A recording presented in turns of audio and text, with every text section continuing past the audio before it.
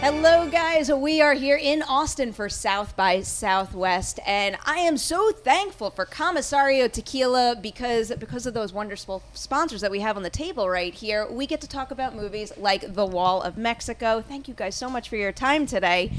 First off, because a lot of our viewers don't know what The Wall of Mexico is, and I can already see and understand why people might make certain assumptions about a movie with that title. Would you mind briefly explaining what the movie is about and who you play in it?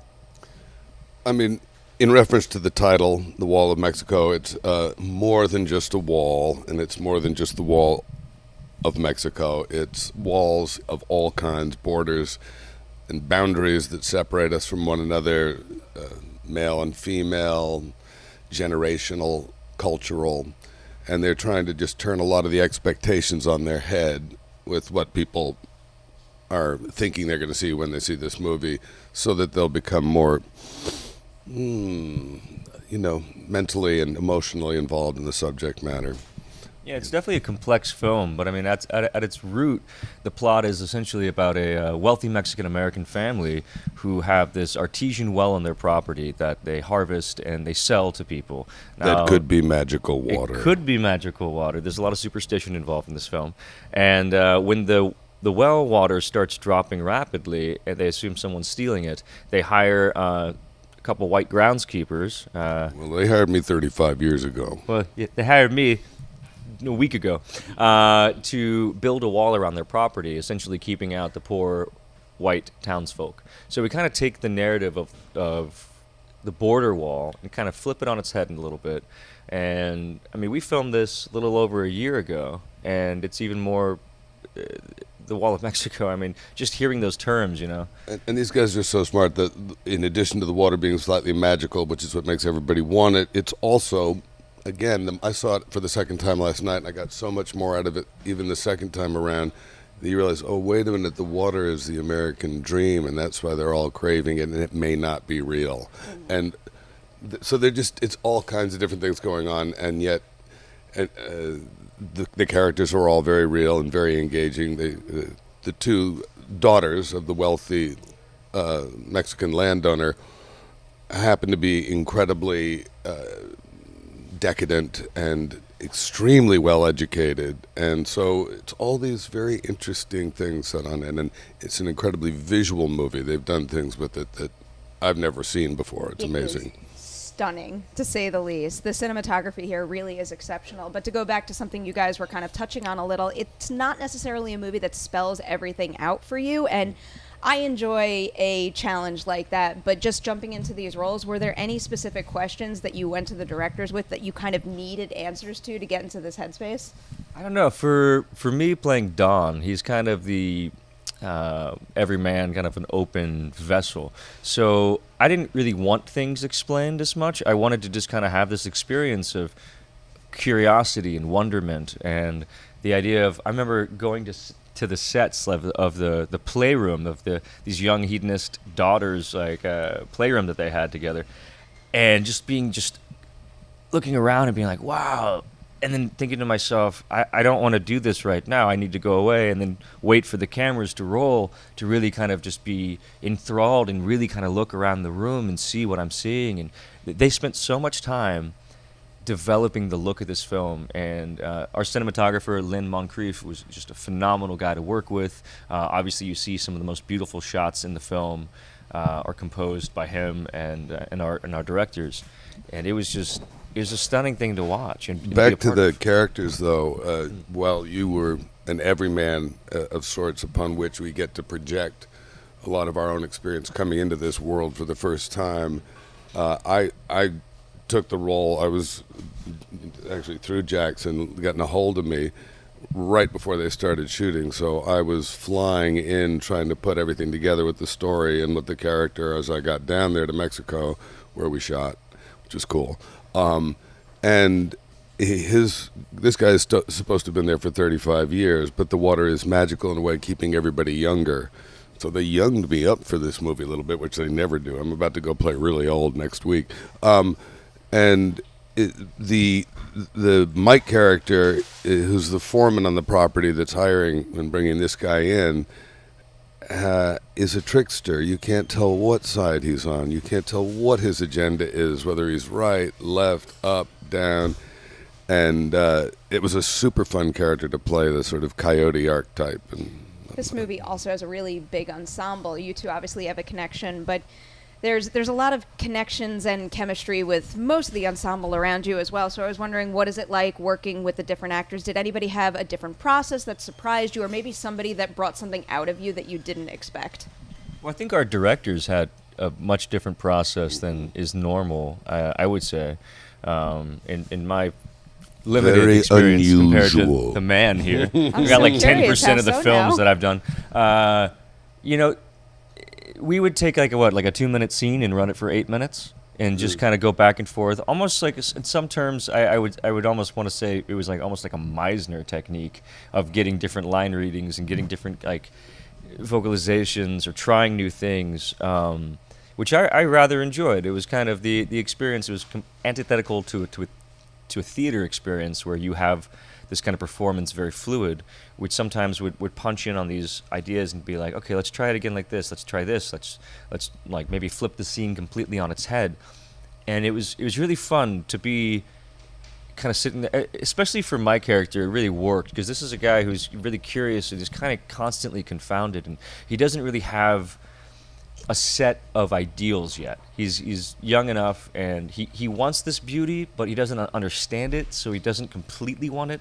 He wants to be a part of something, but he doesn't know what that something is. You see those wheels in his head turning from the start of the film too. Yeah, I hope so. I wanted Don to be this guy that you kind of feel for, you kind of think is maybe a little dumb, but not in like a hick dumb way, but just the idea that this is a simple guy with simple desires, and he just wants to, eat and Getting back to get their laid. process, though. Yes, let's get back to the director's process. Keep steering you back to the questions. I like to go about off on them. tangents. There's a lot to It's talk my about mind. with this It's one. like The thing to I think is it's interesting to, having worked with a million directors, to see how different suddenly still a new approach is that really kind of brought us all onto the same page, because I think everybody was thrown off of their usual moorings by this approach, because he's a poet and a writer, an English professor, Zach, before becoming a filmmaker. And so he approached things. They spent 2 years, or almost 2 years, visualizing and making all the decisions before we arrived, so that they would have, they went through the conflict between the two of them. They're a male-female partnership, which is fascinating in and of itself.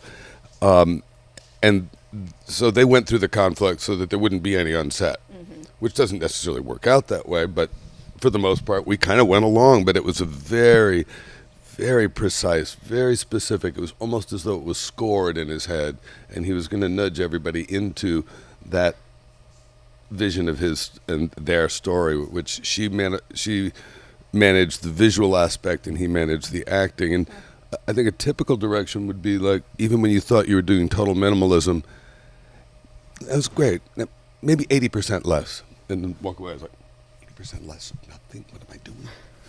It was really cool. I loved the encouragement to become more minimalist, especially with a comedy where because it's a dark art comedy, but to go under everything instead of over it was really fun. And It's interesting to hear you describe their process like that, because I was reading an interview with the two of them, and even though they weren't specifically talking about how they worked on set, I could just tell that they just specified very specific ideas and kind of knew exactly how they wanted to execute everything, or at least that was just the sense I got from reading a black and white interview. we were entering their world and becoming Yes. a part of it. Yeah, and it was fun. I think that's what really you see the chemistry on camera with everybody. And it was, a lot of naturalism. And, Xander and I have worked together many years, and I begged him to come do this movie with us. And he said yes for some reason. I don't know why. You're a good kid, and I liked he wears good everybody. hats. Isai and I, we've never gotten to work together, so that was fun. And Mariel and I had never gotten to work together. So, and then these gals I didn't know, but man, did they do a spectacular job. And they were on the film before anybody, as they found the sisters first, so they had their whole language going. And I think in a lot of ways we came in and worked ourselves into the world around them. That's interesting that they cast them first. Yeah. Before we have to close this out, I have a little bit of a game for you. We call it Collider's Random Questions. They're just like fun, harmless questions that everyone out there is dying to know the answers to. And given our conversation before, I'm especially excited to get your take on some of these. First off, what TV show would you most want to guest star on? Oh, wow. Oh, Jeez, I don't know, nowadays, man. especially. There's so many. There's so many. And I think you're know. always feeling like, oh my God, I haven't seen that, I haven't seen that, I haven't seen that. You know, I've heard a couple We're of both answers dads. where I'm like, that's my favorite. And then I hear another one, I'm like, no, that's the right choice. So you tell us which ones we should be on. I Yeah, think that's a better two of my favorite answers that I've heard recently are Killing Eve and Handmaid's Tale. Ooh, If Killing I Eve's had my amazing. choice, I would go back in time and find a spot on Nikita because I was a little obsessed with that show. Okay. Maggie Q. Can we cast her in everything? She's down in, isn't she with Kiefer, my other ex-acting partner from 24? I thought it was so funny when they put the two of them together. Spy World Unites. She was so good in that show. Yeah, he was Oh, awesome. you were. I loved it. Yeah, I'll go back and play Percy again. That's what I'll do, damn it. I'm perfectly I fine have with more that. of him in me. No. You know, I'm a huge Ricky Gervais fan, so anything that he's ever done, I would love to go and be a part of it. Like I'm watching Afterlife now, and I gotta say, there's some sweetness to it. It's very simple as a show, and I think I like that. I like what he can do as a writer and an artist. What line of movie dialogue do you guys quote the most often? Well, now that I'm living in Maine, I find myself saying, you can't get there from here, which was a Fred Gwynn line from some movie, apparently, but... Growing up, I never knew what it was from, but my dad would always say, "What we have here is a failure to communicate." Yeah, that's And then- from the Paul Newman... Yes. Oh, my God, which one is it? Cool. Hand Luke. There you go. Cool Hand Luke, man. I remember when I finally saw that movie and I saw that, I was like, "Oh, damn, Dad's the warden." Huh. Yeah. Yeah. Solid choice right Just there. not gonna watch Joe this so Pesci far. gets a lot of quoting everywhere you go. You just sort of... I think he's the most quoted actor alive. I could see Am I a that. clown to you? Do I look like You a find me funny? clown? Yeah. Huh? I would say him, and then my go-to is Sam Jackson. And there's a million things that you can quote, but everybody out there, Collider knows mine is hold on to your butts. There you go. That's good. All right. What is the worst job you've ever had? I worked at a, I don't know, like a brick and brack shop. Does that make sense? So it's a weird term. Basically, it's like a little shop with like little trinkets, like some jewelry, some soaps, some things like that. I worked there for 2 weeks when I was about 14. It was a friend of mine's mother's shop, and it was so boring. No one ever came in. I think like 2 people came in the 2 weeks that I worked there. So I would sit there and I would read books and take naps, which was great. I would just read. So that was nice. It's not a bad job. I worked as a janitor at my own high school during the summer, and I planted trees and I redid carpets, and and that was fun. I actually enjoyed that. It was much harder work. I'd rather be active and doing something difficult than being bored. I Totally baled agree. hay every summer from the time I was 12 until I was 17. So that was a pretty brutal job. But I also enjoyed it because of just being outside and being, challenged constantly to beat my best. You know, how many 75-pound bales I could get off a field in the course of a day and unload into the different people's barns at night. But I think Superforce in Orlando, Florida was the worst job I ever had. Terrible, Superforce? terrible TV show that I did in the 80s. Just, I think that some of the... I know what I'm Googling tonight. I know, Xander really. Berkeley Superforce. 2 You're more going to be for you. my next quote. What do you guys collect? Ooh, collect. I still got all my baseball cards. Do you really? Yeah. That's awesome. I bet. I collect guitars. It's a really expensive collection, and I don't do it as much in the last since I've had kids. So, but I've actually unloaded a few because just traveling around so much. But I've got an old '57 Gibson hollow body. That's just it was like when I first made money as an actor, and when I was able to afford my own apartment and a car and insurance. I drove without insurance for 2 years because I couldn't afford it. And then when I finally was able to afford all those things, and then I had some leftover money, I went out to this really rare guitar shop, and I got my first piece, and it's it's I love the craftsmanship when it comes to wood making and these luthiers and what they can do with wood, and it becomes this incredible, vibrant instrument. I got a 1932 Martin. It was like right there at the start of the New Deal, and suddenly like you're coming out of the Great Depression, and there's like hope in the guitar. You can feel it when you're holding it. And one person made it, and they had hammer in the frets. And so when I hold that guitar and I look at it and I play it, I feel a sense of hope. You collect corks, it looks like. Yes, these are all mine. I drank all these bottles of wine so we could have this. Do what you got to do if you're a cork collector. Yeah, they're all Prosecco corks. That people would believe. Last question for you guys, and this is the one I'm very curious to get your take on. What is the most exciting thing you see happening in the film industry right now? Well, on a personal level, I've moved to Maine with my wife and daughters so that I don't have to leave to go away to work, and I'm in the process of developing 2 different properties beside one that we live on into film locations, and what I find the most exciting to write and direct and produce there and bring all my friends to beautiful Maine to work on projects at both on our properties and around the environment, because it's so beautiful and so mysterious and magical, and I think that the direction of the industry is that you can. I'm also going to be now collecting film equipment so that I can make my own films and develop my own content. Have my friends all be participants in the pieces that we create together, so that we can then sell it to the various, the Netflix and the Amazons and the others of this world to get it out there into the world with it. Well, I think, jumping on that point, the most exciting thing right now is we're getting original, creative, diverse storytelling out there because of streaming services. I'm a movie nerd. I love going to cinema. I love going to see Roma in cinema. But at the same time, without someone like Netflix putting the money out there, and you would never see a film like Roma anymore, because we're having this conversation about Spielberg constantly and what he's saying with the Academy, and I would wish that someone like Spielberg, with as much money that he's made over the years, would support independent filmmaking.